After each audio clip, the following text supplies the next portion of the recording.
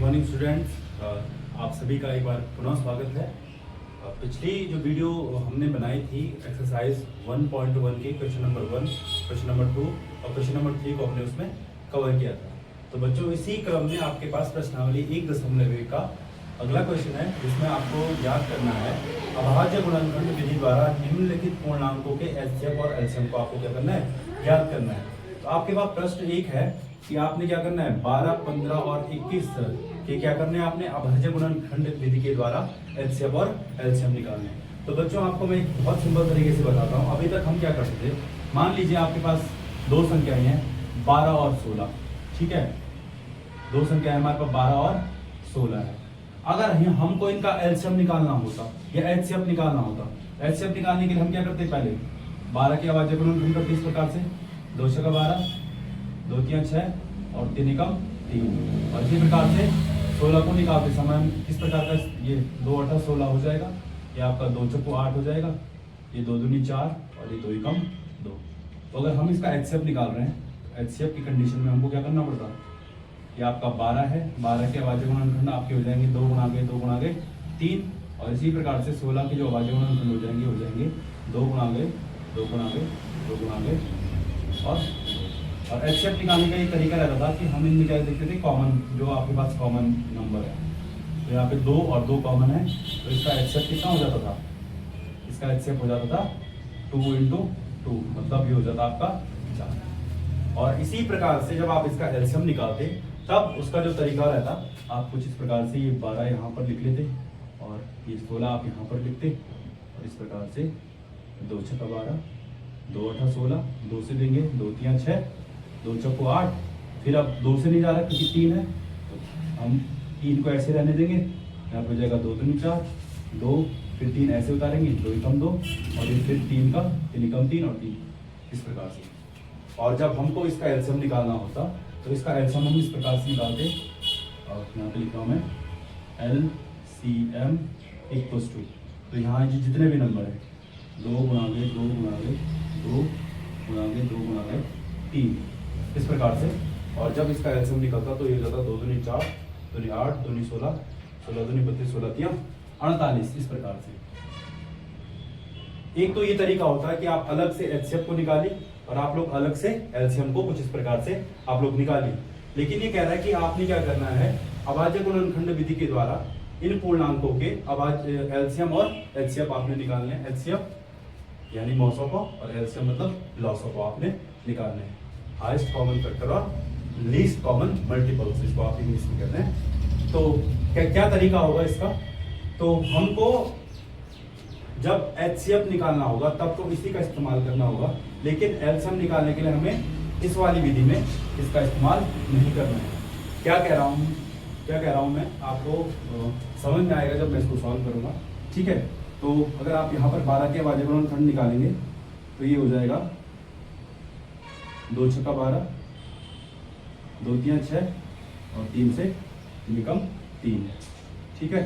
कुछ इस प्रकार से आपने 12 के अभाज्य गुणनखंड किया। 15 के अभाज्य गुणनखंड करेंगे तो आप क्या हो जाएगा, ये 2 से तो नहीं जा रहा, 3 से हम इसको देंगे, 3 × 5 = 15 और 5 से कम 5, ये बन गया आपके 15 के अभाज्य गुणनखंड। और 21 की जब हम अभाज्य गुणनखंड निकालेंगे तो 21 के अभाज्य गुणनखंड हो जाएंगे, ये हो जाएगा 3 से 3 × 7 = 21 और ये हो जाएगा 7 से 7 × 7। तो बच्चों, यहाँ पर हमने क्या कर दिया है, 12, 15 और 21 का क्या कर दिया है, अभाज्य गुणनखंड कर दिया है।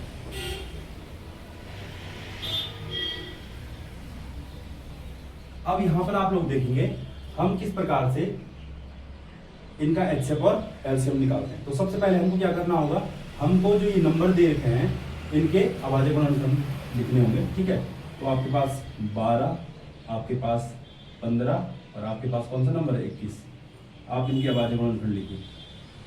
क्या क्या अभाज्य गुणनखंड है आपके पास, 12 की क्या है आपके पास 2 × 3, ठीक है।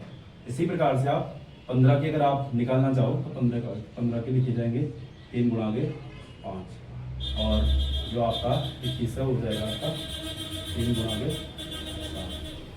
अगर आपको बोला गया है कि इनका एचसीएफ निकालना है तो हमने देखना है कि एचसीएफ के लिए हम क्या करते हैं बच्चों, एचसीएफ के लिए हम वो नंबर ढूंढते हैं इसमें जो तीनों में क्या हो, कॉमन हो, मतलब ऐसा नंबर जो तीनों में हमको मिलेगा। तो हम देखेंगे कि क्या कौन सा ऐसा नंबर है जो हमको तीनों में मिल रहा है।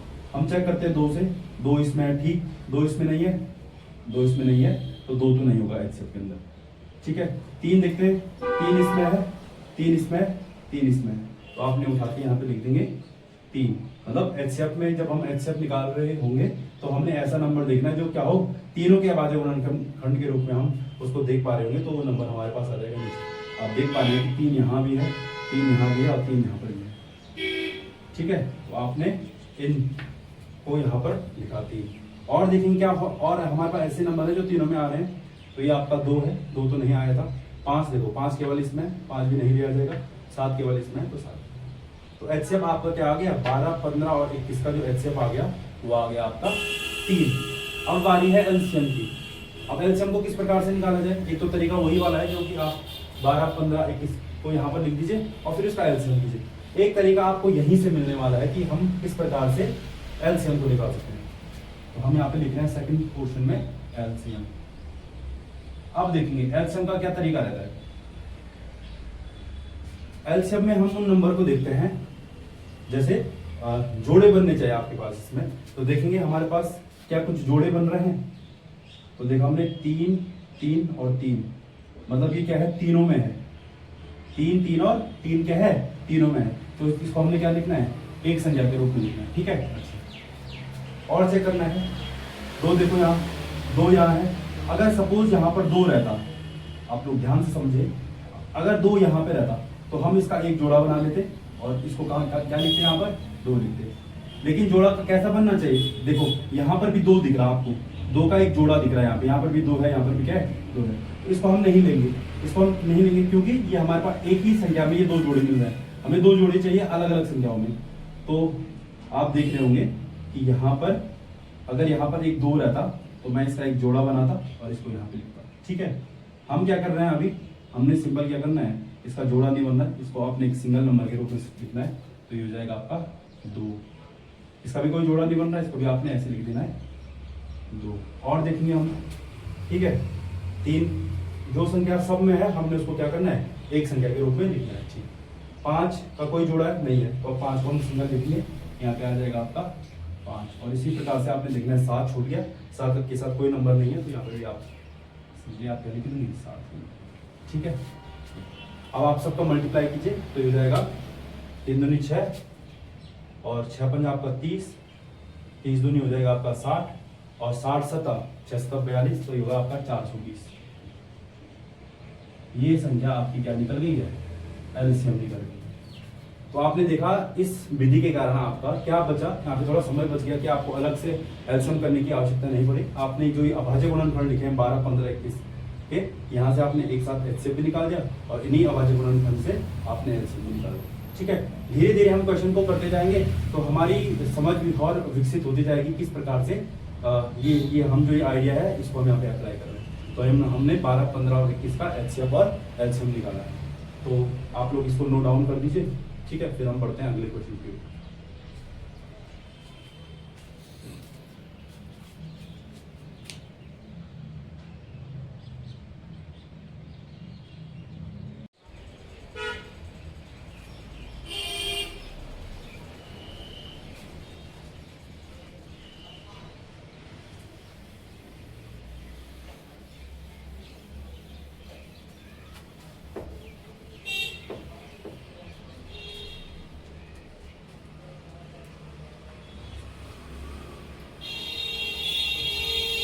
तो बच्चों हमने अभी इससे पहले ये वाला क्वेश्चन किया था 12, 15 और 21 का क्या निकाला था, एचसीएफ और एलसीएम निकाला था। अब हमने इसी प्रकार से इस वाले प्रश्न का दूसरा हम भाग करने जा रहे हैं, जिसमें हमने क्या करना है, 17, 23 और 29 का क्या निकालना है, अभाज्य गुणनखंड निकालना है। तो हम सबसे पहले तो ये नंबर लिख लेंगे, ये आपका आ गया यहाँ पर 17, ये संख्या आ गई, अगली संख्या हो जाएगी आपके पास 23 और अगली संख्या हो जाएगी आपके पास 29। तो बच्चों हमने क्या करना है, इसका फिर से एलसीएम और एलसीएम निकालना है। उससे पहले हमने क्या निकालना है, इनका अभाज्य गुणनखंड निकालना है। तो बच्चों आप देख रहे होंगे जो 17, 23 और 29 है, ये संख्याएं कहलाती हैं अभाज्य संख्याएं। अभाज्य संख्याएं हमारे पास वो संख्याएं होती हैं जो या तो स्वयं के पहाड़े में आती हैं या एक के पहाड़े में आती हैं। जैसे एक के पहाड़े में 17 आता है, 1 गुणा गए 17 बराबर 17, या तो एक के पहाड़े में आ रहा है या 17 के पहाड़े में आ रहा है, 17 एकम 17। ये और किसी के पहाड़े में नहीं आती हैं, इन संख्याओं को कहेंगे हम अभाज्य संख्या। 23 भी क्या होती है, एक के पहाड़े में आ सकती है और 23 के पहाड़े में आ सकती है। 29 भी एक के पहाड़े में आएगा और 23 के पहाड़े में आएगा। ऐसी संख्याओं को कहते हैं अभाज्य संख्या। अच्छा, अगर मैं आपको कहता 8, क्या 8 अभाज्य संख्या है? 8 स्वयं के पहाड़े में आती है, यानी 8 के पहाड़े में भी आती है, 1 के पहाड़े में भी आती है और इसके अलावा वो अन्य पहाड़ों में भी आती है। जैसे 2 के पहाड़े में भी 8 आ जाता है, 2 चौको 8 होता है, और 4 के पहाड़े में भी आती है, यानी 4 दूनी क्या होता है, 8 होता है। तो आपने देखा ये जो संख्याएं हैं वो हैं खुद में क्या है, अभाज्य संख्या। तो इनमें सीधा किसका भाग जाएगा, 17 का ही जाएगा, 17 एकम 17। इसी प्रकार से 23 में किसका जाएगा, 23 का ही जाएगा, 23 एकम 23, और इसमें किसका जाएगा, 29 का ही जाएगा, तो ये हो जाएगा 29 एकम 29। अच्छा, हमने इनका अभाज्य गुणनखंड तो कर दिया है, अब हमने क्या निकालना है, इनका एचसीएफ निकालना है और फिर क्या निकालना है, एलसीएम निकालना है। तो सबसे पहले हम इनके अभाज्य गुणनखंड लिख लेते हैं। 17, 23, 29। 17 का हो जाएगा 17, 23 का हो जाएगा 23 और 29 का हो जाएगा 29। बच्चों, आपने एक ध्यान यह भी दे देना है, अभाज्य गुणनखंड में 17 में, ये 17 के अभाज्य गुणनखंड में आपको 17 दिखाई दे रहा है, 29 दिखाई दे रहा है, मतलब 23 में 23 दिखाई दे रहा है और 29 में आपको 29 दिखाई दे रहा है। लेकिन सभी अभाज्य गुणनखंडों में एक संख्या ऐसी होती है जो आपको दिखाई नहीं देगी, लेकिन वो सब में मौजूद होती है, एक। ठीक है, एक सब में मौजूद होता है। देखिए 17 एकम 17 आ तो 17 ही रहा है, लेकिन इसमें जो संख्या है वो क्या है, एक भी मौजूद है, इसमें भी, मतलब सभी के अभाज्य गुणनखंड में क्या होगी, एक, मतलब जो 1 है वो सभी में मौजूद होता है। अब हम इसका निकालते हैं एचसीएफ। एचसीएफ किसे कहते हैं, ऐसी संख्या जो तीनों में मौजूद हो, है ना, मतलब वो 17 में भी मौजूद हो, 23 में भी मौजूद हो और 29 में भी मौजूद हो। तो हम यहाँ से चेक करते हैं, 17 इसमें है, इसमें है 17, इसमें भी नहीं है, तो 17 को तो नहीं हो सकती है। क्या 23 हो सकती है, 23 इसमें है, इसमें नहीं है, इसमें नहीं है, तो 23 भी नहीं होगा। क्या 29 होगा, 29 इसमें है, इसमें नहीं है, इसमें नहीं है, तो ना तो 17 होगा, ना 23 होगा, ना 29 होगा। क्या 1 होगा, 1 इसमें भी है, 1 इसमें भी है, 1 इसमें भी है। तो यहाँ पे अभाज्य गुणनखंड के, सॉरी, इसका जो एचसीएफ हो जाएगा वो कितना आ जाएगा आपका, 1 आपका एचसीएफ हो जाएगा। अब बारी है एलसीएम की। आप एलसीएम किस प्रकार से करोगे, एलसीएम के लिए तरीका आपको बताया है। आपने सबसे पहले वो नंबर ढूंढना है जो तीनों में मौजूद है और उसको एक संख्या के रूप में मानना है, 1, है ना, यहाँ पे 1 तीनों में मौजूद है, इसको हमने क्या करना है, एक संख्या के रूप में मानना है। बाकी की जितनी भी संख्याएं बची हैं आपने उनको वैसे ही लिखना है जैसे वो है, बशर्ते उनके जोड़े ना बन रहे हैं। जैसे आपको पिछले उसमें बताया था कि जोड़े नहीं बनने चाहिए, और जोड़े हम क्या देखेंगे, स्वयं में नहीं देखेंगे, दूसरी संख्या के साथ देखेंगे। यहाँ पे 17 अकेला छूट गया, 17 का मल्टीप्लाई हो जाएगा। यहाँ पे 23 अकेला छूट गया, 23 का मल्टीप्लाई हो जाएगा, और यहाँ पे अकेला कौन छूट गया, 29 यहाँ पर छूट चुका है। और जब आप इनको कैलकुलेट करोगे कितना हो जाएगा, हो जाएगा 17 कम 17 24 17 से 51 का आपका 1 हो जाएगा, हासिल 5, 17 दूनी 34, 34 5 हो जाएगा आपका 39। इसका गुणा करना आपने किसके साथ, 29 के साथ। तो आप कीजिए इसका गुणा 29 के साथ, तो 391 का गुणा आप किसके साथ करने जा रहे हैं, 29 के साथ। 9 एकम 9 हो जाएगा, 9 9 81, हासिल 8, 9 क्या 27, 27 8 होता है आपका कितना, 35। इसी प्रकार से 2 एकम 2, 2 नामा आपका हो जाएगा 18, हासिल 1, 2 एकम 2 दिया 6 और 1 हो जाएगा आपका 7। जोड़िए इनको, 9 3 8 5 13 का 3, हासिल 1 7 3 10 और 1 11। तो ये संख्या आपकी क्या आ चुकी है, एलसीएम के रूप में आ चुकी है। एलसीएम बराबर हो जाएगा आपका 1 1 3 3 3 3 और 9। ये आपका क्या हो चुका है, एलसीएम आ चुका है। तो 17 23 29 का एलसीएम आया 1, 17 23 29 का एलसीएम आया 11,339। तो आप इसको अपनी कॉपी में लिख लीजिए। फिर बढ़ते हैं हम अगले सवाल की ओर, 8 9 और 25।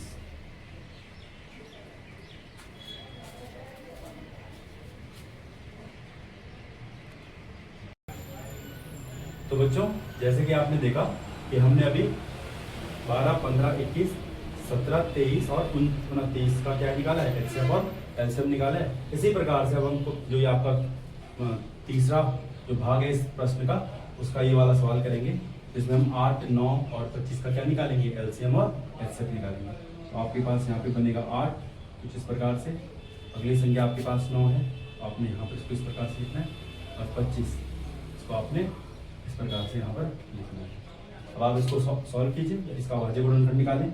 तो 8 यहाँ से शुरुआत करेंगे, 2 चौको हो जाएगा आपका 8, यहाँ से हो जाएगा 2 दूनी 4, यहाँ से 2 एकम 2। इसी प्रकार से 9 का जब आप निकालोगे तो ये जाएगा 3 से 3 तिया 9, और ये हो जाएगा 3 से 3 एकम 3। इसी प्रकार से 5 से 5 पंजा 25, और 5 से पुनः जाएगा तो ये क्या हो जाएगा 5 एकम 5। अब बारी है इसके एचसीएफ और एलसीएम को निकालने की, लेकिन उससे पहले हम क्या लिखेंगे, तीनों के अभाज्य गुणनखंड लिख लेंगे, 8, 9 और 25। तो देखिए 8 को हमने लिखा 2 गुणा गए 2 के रूप में, 9 को लिखा हमने 3 गुणा गए 3 के रूप में, 25 को लिखा हमने 5 गुणा गए 5 के रूप में। अब बारी है इसका एचसीएफ निकालने की, और बाद में हम क्या निकालेंगे, इसका एलसीएम। अच्छा, अब आप देखिए कि ऐसी संख्या जो तीनों में मौजूद है, 2 यहाँ आपको दिख रहा है, आपको 2 यहाँ नहीं दिख रहा है, आपको 2 यहाँ नहीं दिख रहा है, तो 2 इसका एचसीएफ होगा नहीं। अच्छा, क्या 3 होगा, 3 यहाँ है, यहाँ नहीं है 3, तो 3 भी नहीं होगा। 5 यहाँ मौजूद है, यहाँ नहीं है, तो हमको कोई भी ऐसी संख्या नहीं दिखाई दे रही है जो तीनों में मौजूद है। लेकिन अभी आपको क्या बताया गया था, एक संख्या ऐसी होती है जो तीनों में मौजूद होती है लेकिन दिखाई नहीं देगी आपको, वो है आपका 1 यहाँ भी होगा, 1 यहाँ भी होगा, 1 यहाँ भी होगा। तो इसका जो एचसीएफ आएगा, यानी जिसको मौसम फॉर्म कहते हैं, एटम समापत्य, तो इसका कितना आ जाएगा 1।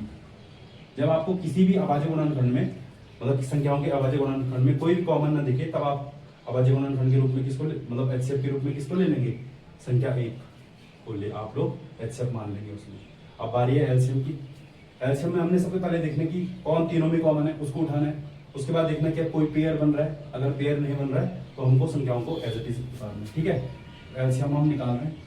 एलसीएम में आपको जो तीनों में दिख रहा है कौन है, एक तो 1 है। ठीक है, अब आपने जोड़े बनाने हैं, जोड़े बनते हैं क्रॉस में। ठीक है, 2 यहाँ होना चाहिए, 2 यहाँ होना चाहिए, इन 2 को पकड़, इस 2 को हम पकड़ेंगे। ठीक है, और यहाँ पे हम क्या लिखेंगे, इसको 2 के रूप में लिखेंगे। ठीक है, लेकिन यहाँ पे हमको जोड़े नहीं दिखाई दे रहे। बच्चों आप लोग ये गलती मत करना, आप ऐसे में जोड़े मत बनाना, मतलब एक ही संख्या में आप जोड़े ना बनाएं। ठीक है, जोड़े आप बनाएंगे तो विपरीत संख्याओं में आप उनको जोड़े बनाएंगे। ठीक है, तो हमारे पास जब जोड़े नहीं बन रहे हैं तब उस कंडीशन में हमने क्या करना है, संख्याओं को ऐसे उतारना है। ठीक है, तो यहाँ हो जाएगा 2 गुणा गए 2। ठीक है, अच्छा 3 के भी कोई जोड़े नहीं है, तो ये भी हो जाएगा 1 3 और दूसरा 3। ठीक है, 5 1 5 और दूसरा 5। ठीक है, 5 और 5 सॉल्व कीजिए इसको। 2 एकम 2 2 दूनी 4 4 दूनी 8। ठीक है, और 2 दूनी 4 4 दूनी 8 8 यहाँ हो जाएगा आपका 24। ठीक है, और 24 पंजा होता है 120। ठीक है, यहाँ पे आपका आ गया 120। अब बचा है 3 और 5, 5 से कितना होता है 15, आपने लिखा 15। गुणा कीजिए इसको, तो इसका जो एलसीएम आ जाएगा, सॉरी, जो इसका एलसीएम आ जाएगा वो जाएगा 15 0 0, 15 दूनी 30 और 15 कम 15, 15 और 3 होता है आपका 18। ठीक है, तो ये आपका क्या आ चुका है, संख्या 8 9 25 का ये आया एचसीएम और ये आया इसका एलसीएम। आप इसको नोट डाउन कीजिए।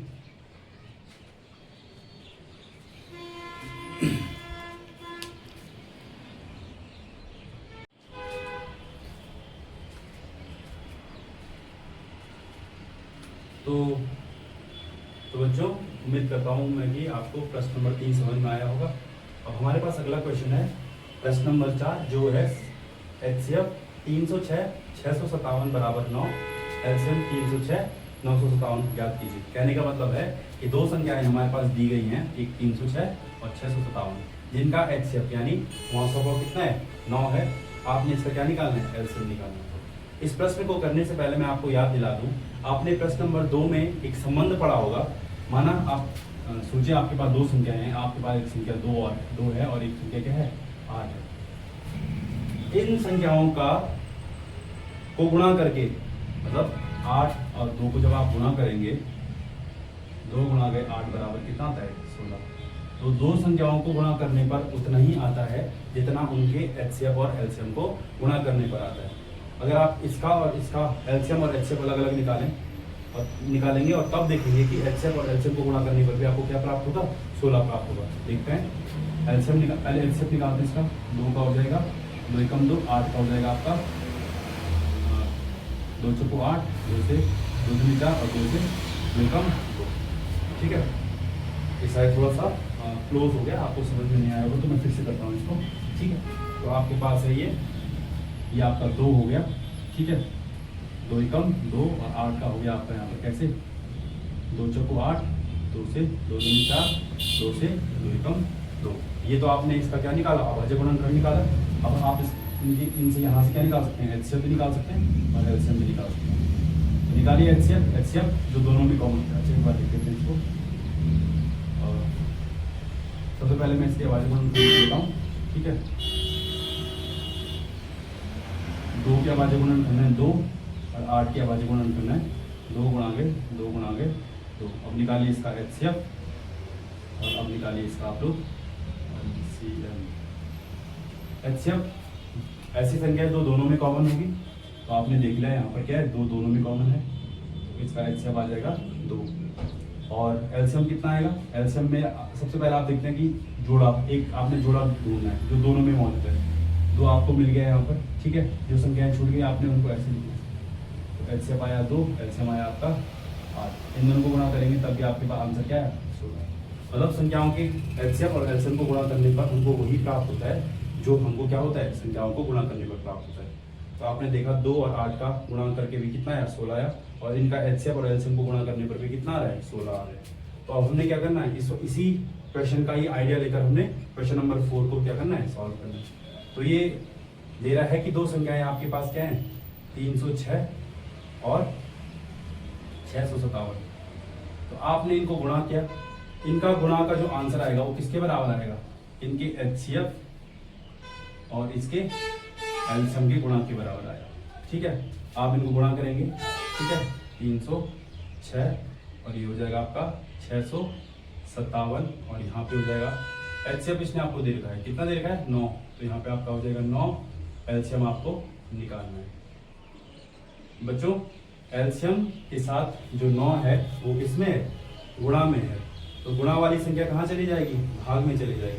तो यहाँ पे बचेगा आपका एलसीएम और यहाँ हो जाएगा 306 गुणा के 657/9। ठीक है, अब आप इसको सॉल्व करेंगे और इसका आंसर निकालने का प्रयास करें आप लोग। ठीक है, एलसीएम बराबर क्या हो जाएगा, देखो ध्यान से देखो। ये जो संख्या है वो 3 से कट रही है, 3 3 हो जाएगा आपका 9। ठीक है, और 3 से जब आप इसको काटेंगे 3 निकम 3, 3 0 का 0, 3 दूनी 6। ठीक है, और अब देखते हैं कि 3 से कट रही है, हाँ ये फिर से 3 से कट रही है। तो इस अगर आप इसको सॉल्व करेंगे, एक बार मैं पुनः लिख लेता हूँ। आपने इसको काटा तो यहाँ पे बचा आपका 102, यहाँ बचा आपका 657 और यहाँ पे बचा आपका 3। ठीक है, आप पुनः इसको काटिए। ठीक है, तो ये हो जाएगा 3 3 9, 1 बचेगा। ठीक है, 3 3 9 हो गया, यहाँ से 10 में से 1 बच जाएगा और पीछे 2 है, 1 और 2 हो जाएगा आपका 12। तो ये हो जाएगा आपका 3 चौको 12 गुणा के 657। ये संख्या आपकी क्या आ जाएगी, एलसीएम आ जाएगी। आप इसको सॉल्व करें, एलसीएम बराबर, अब आप इसको अलग से सॉल्व कीजिए। तो यहाँ पे संख्या आपकी कितनी 657 और यहाँ पर आपका है 34। गुणा कीजिए, 4 से 28, हासिल आपकी हो जाएगी 2, 4 5 20, 20 और 2 हो जाएगा आपका 22 और 4 का 24 हो जाएगा, 24 और 2 हो जाएगा आपका 26। यहाँ से 3 को कीजिए, 3 7 21 हो जाएगा, हासिल आ गई आपकी 2, 3 5 15, 15 2 हो जाएगा आपका 17 और 3 6 18, 18 और 1 हो जाएगा आपका 19। आप इसको सॉल्व कीजिए, 8 2 1 3, 6 6 12 1 13। ठीक है, और यहाँ पे हासिल है 12, ये हो जाएगा आपका, तो आंसर आएगा आपका 2 2 3 3 और 8। ठीक है, तो हमने इसका इन दोनों संख्याओं का एलसीएम इसने पूछा था कि क्या होगा, तो हमने यहाँ पर सॉल्व कर लिया। इन संख्याओं का एलसीएम क्या आएगा।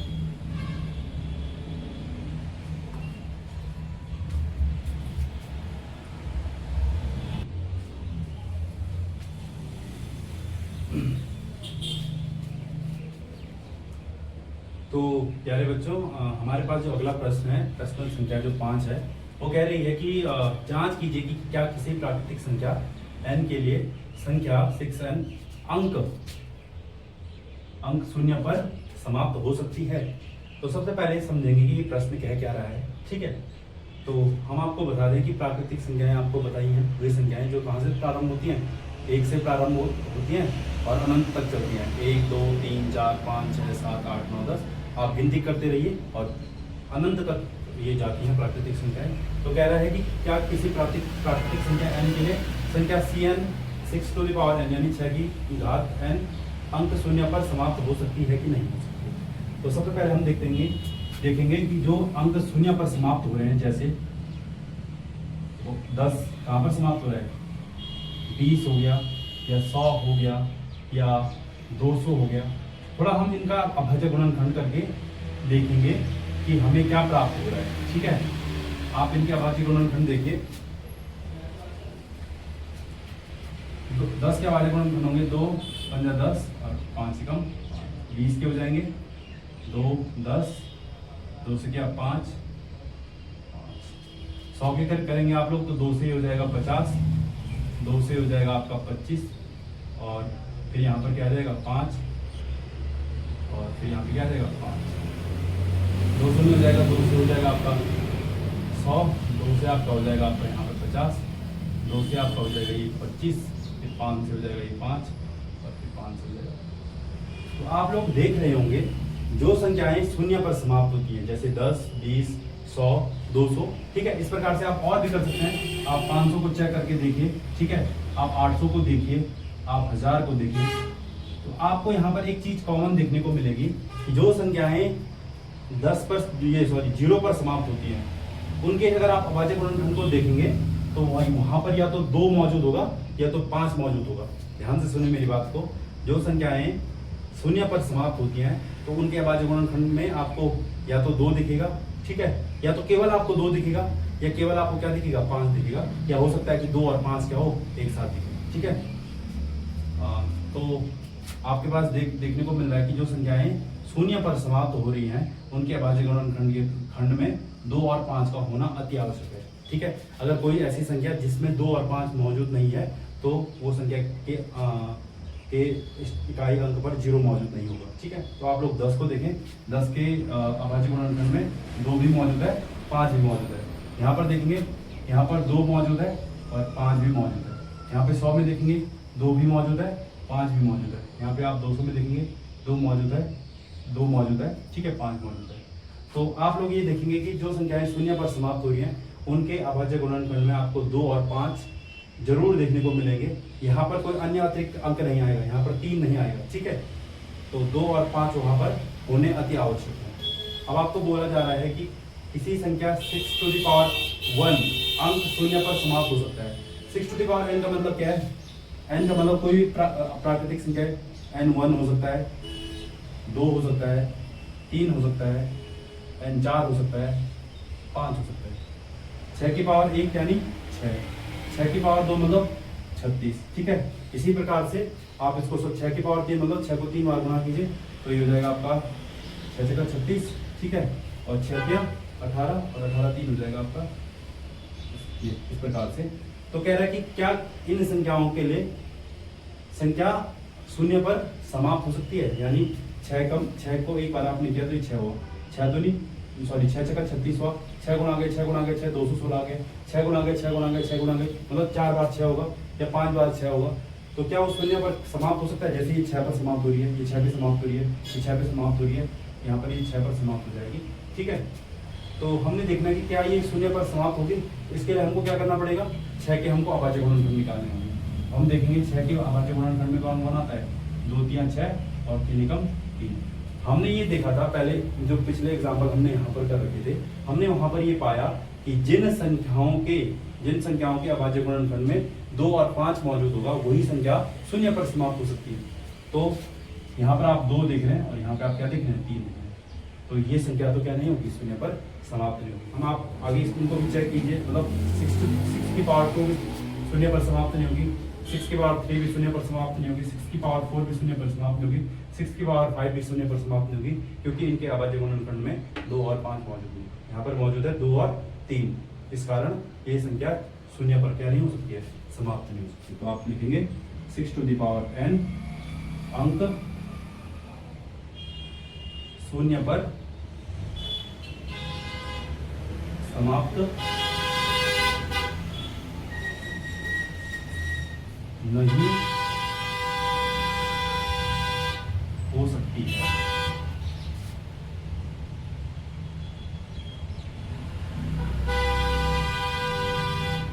और कारण क्या है इसका, क्यों नहीं हो सकती है? क्योंकि इसके अभाज्य पूर्णांक में कौन मौजूद नहीं है, 2 और 5 मौजूद नहीं है, इसलिए ये संख्या शून्य पर समाप्त नहीं हो सकती है। तो आपके पास ये क्वेश्चन नंबर 5 था, जो इस प्रकार से आप सॉल्व करेंगे।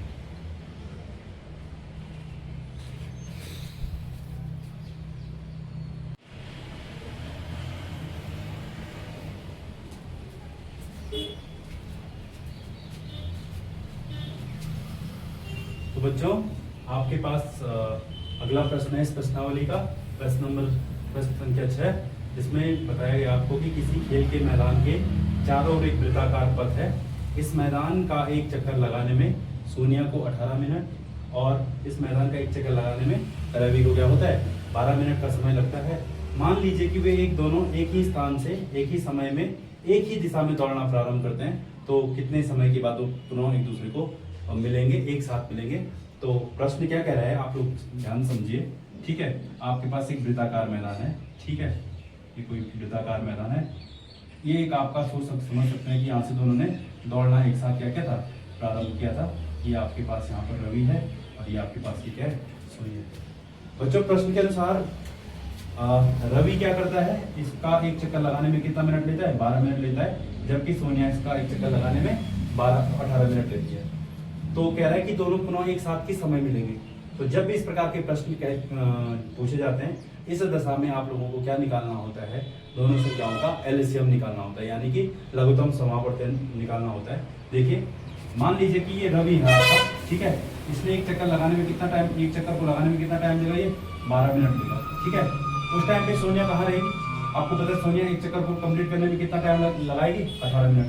तो जब ये रवि एक चक्कर लगाने में 12 मिनट का समय लगाता है, तो उस समय सोनिया यहाँ कहीं यहाँ पर मौजूद होगी, ठीक है। तो रवि तो कहाँ निकल जाएगा, आगे निकल जाएगा, ये पीछे से इस रेस को पूरा करती रहेगी, ठीक है।